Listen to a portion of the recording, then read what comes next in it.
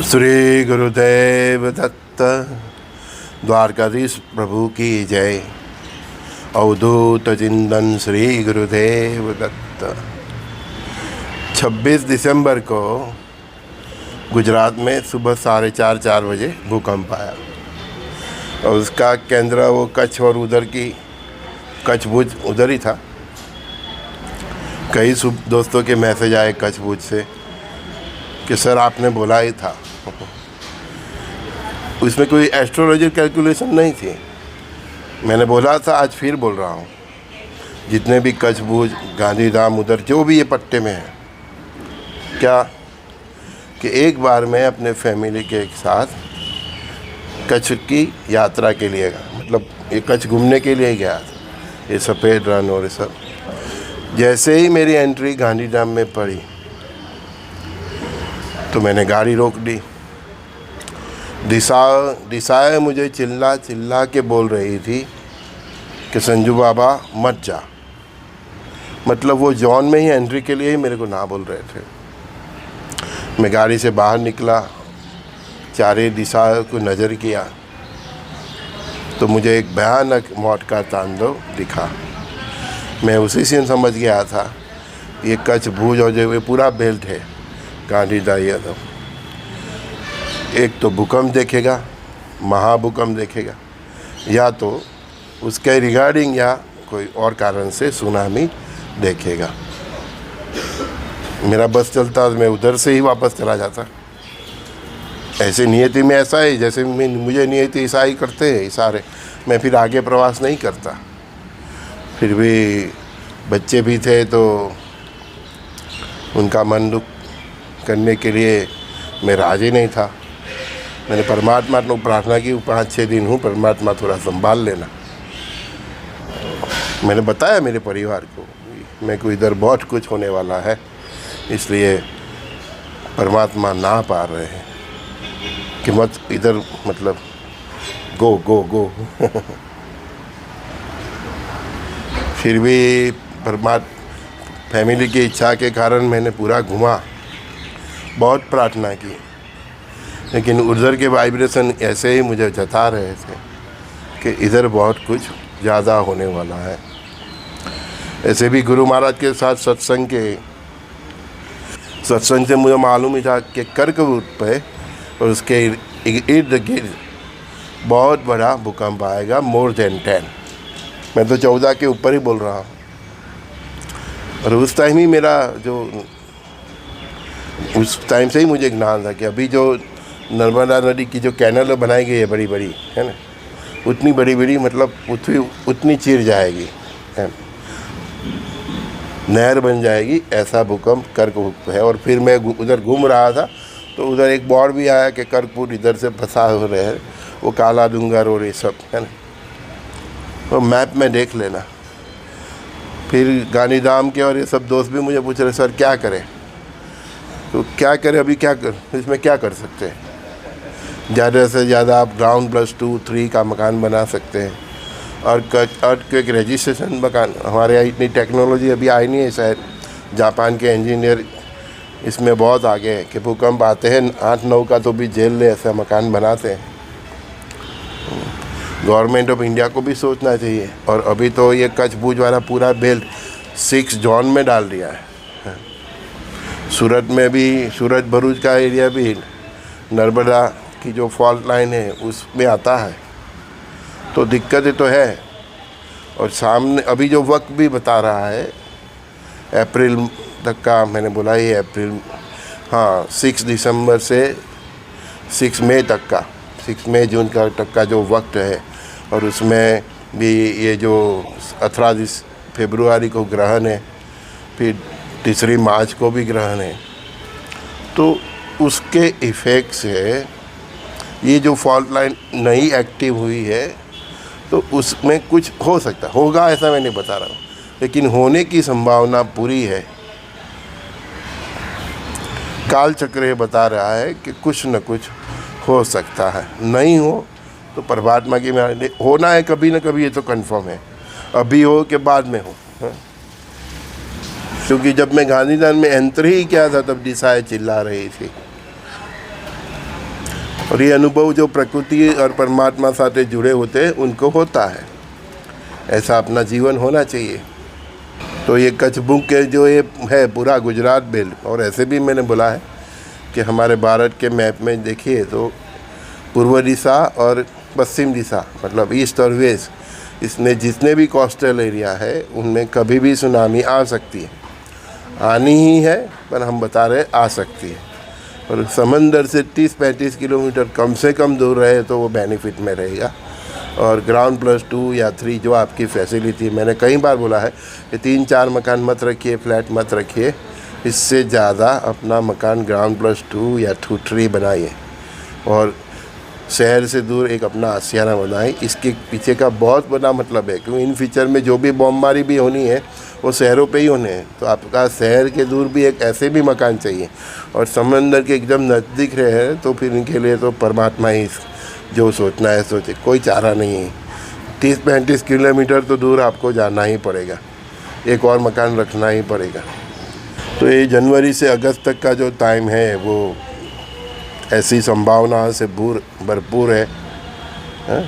मैंने बोला था कि जन सैलाब रोड पे आएगा, धार्मिक कारणसार या कोई राजकीय पॉलिटिक्स के कारण।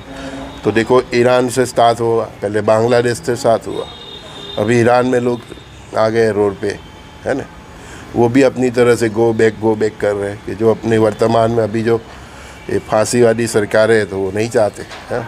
सबको फ्रीडम चाहिए।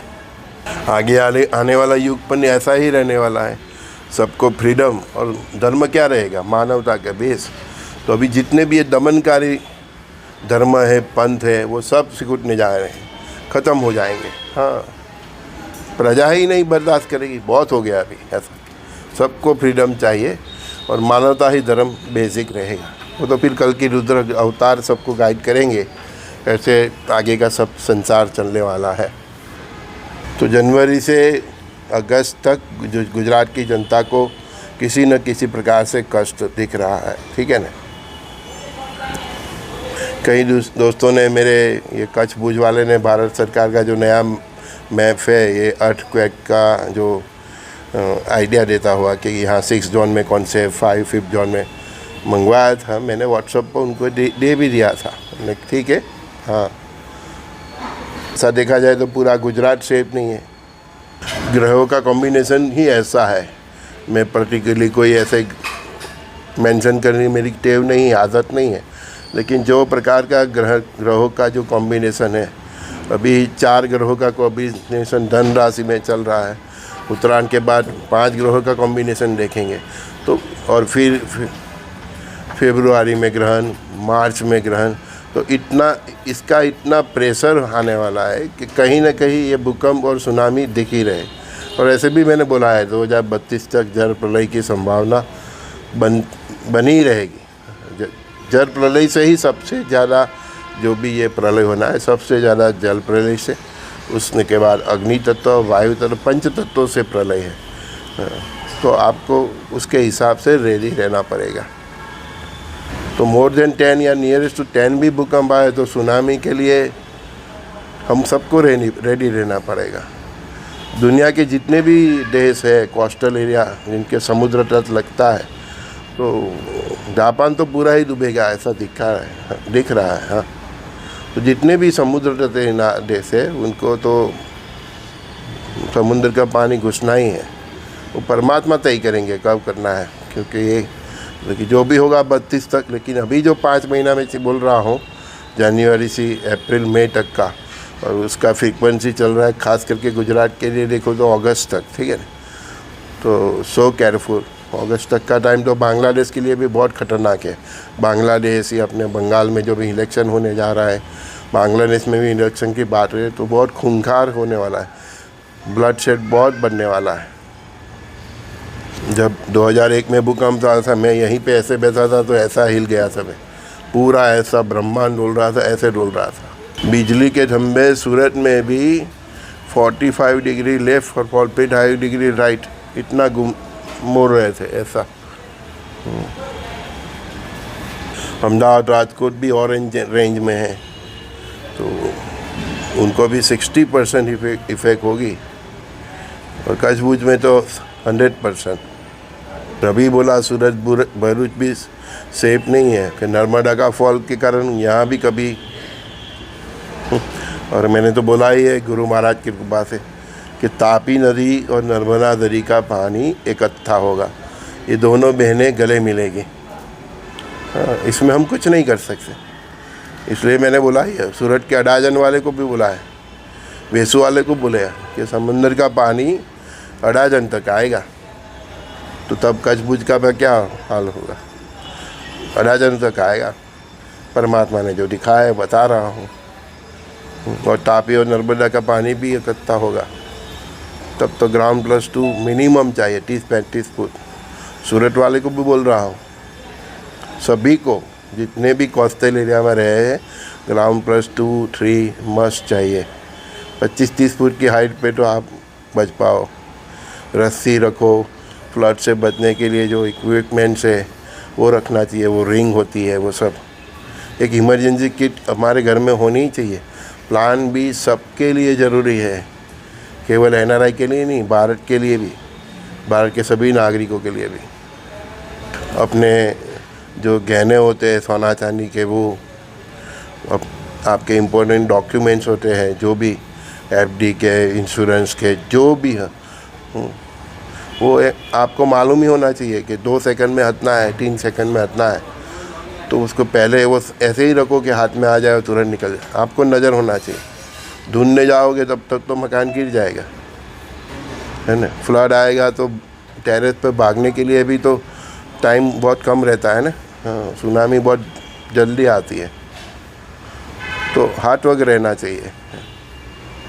32 तक जो होना है वो हो ही जाएगा, फिर तो सब फाइनली है 32 से 34 तक।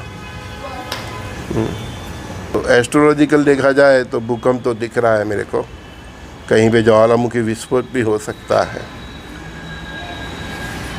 तो गुजरात में भी ये जो 26 दिसंबर को आया, तो ये वो भी एक संकेत है। आएगा तो भी जोरदार ही आएगा, कुछ बाकी रखने वाला नहीं है।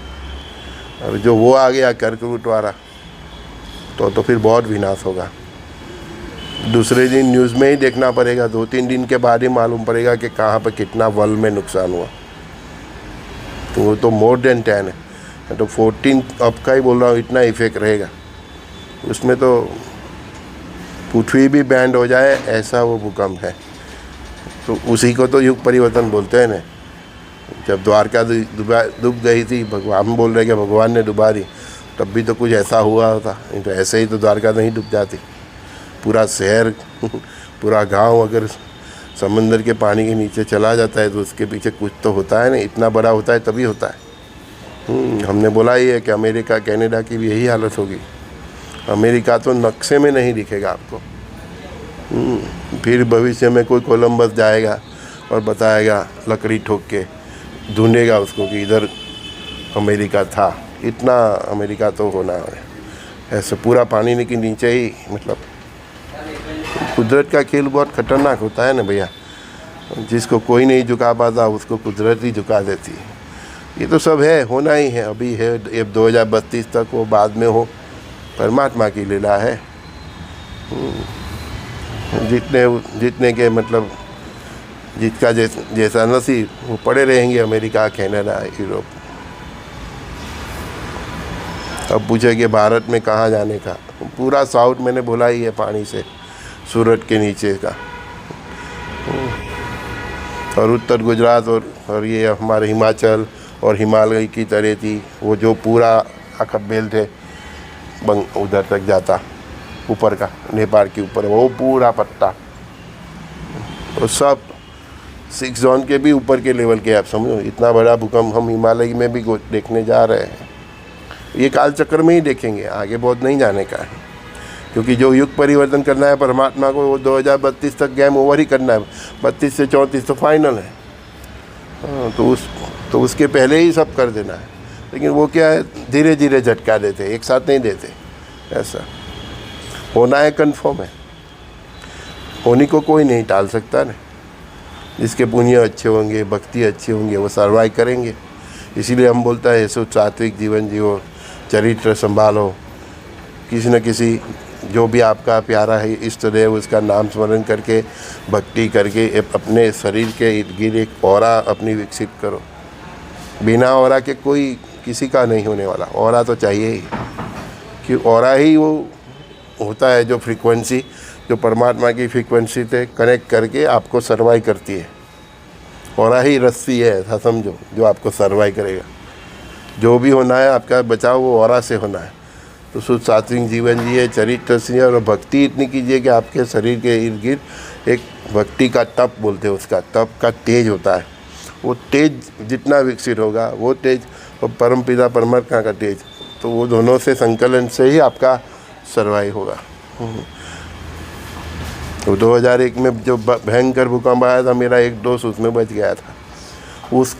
उसका मकान भी गिरा तो बैठे ही गिरा, तो उसको चोट भी नहीं आई, खर्च भी नहीं आई। कितनी उसकी कृपा, वो अकेला ही बचा था, पूरा साफ हो गया था उसका इर्द गिर्द।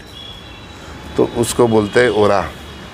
तो आपकी ओरा परमात्मा की ओरा से वो कनेक्शन हो जाता है, तो परमात्मा आपको कैसे भी करके बचा लेते हैं। वो ऑटोमेटिक काम करता है, वो सब ऑटोमेटिक ही चल रहा है ना। हाँ हाँ, कुछ भी अपनी धरी पे चल रही है, सूर्य सब अपने ऑटो पे चलता है। आपको बनानी है अपनी फ्रीक्वेंसी, परमात्मा के साथ कनेक्शन आपको बढ़ाना है। 2001 का भूकंप, अभी ये 24-25 साल हो गए,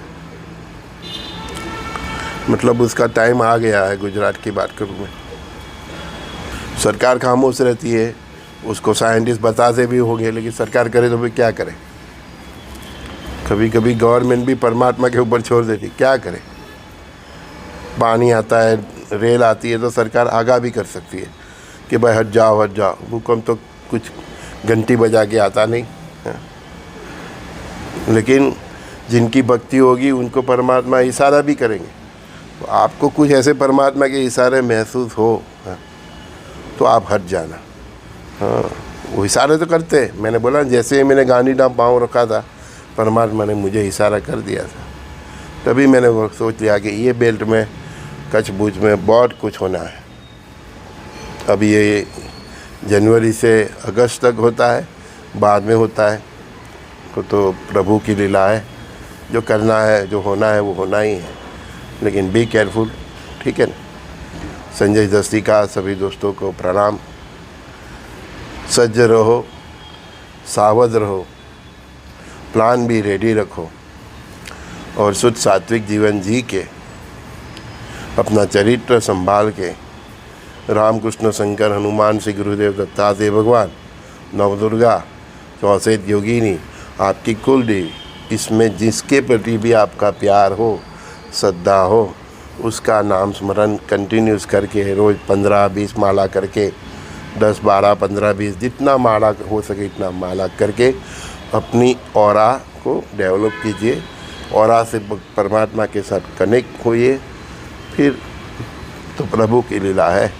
पूरा गांव भी साफ हो जाता है तो भी आदमी बच जाता है, ठीक है ना। वो तो आपको करना ही पड़ेगा अगर आपको नवयुग में जाना है। बहुत अच्छी दुनिया है। 2032 के बाद जो सेमीफाइनल हो जाएगा 34 तक, और 30 से सुवर्ण युग, फिर बहुत अच्छी दुनिया। इतनी अच्छी दुनिया है कि पानी मांगोगे तो दूध मिलेंगे। पानी मांगोगे तो दूध मिलेंगे, इतनी अच्छी दुनिया है। वो अच्छी देखना है दुनिया। परमात्मा के जो अवतारी पुरुष हो गए उसके दर्शन करने हैं, तो फिर अपनी ऑरा को बढ़ाइए, ठीक है। संजय दस्ती का सभी दोस्तों को प्रणाम। श्री गुरुदेव दत्त।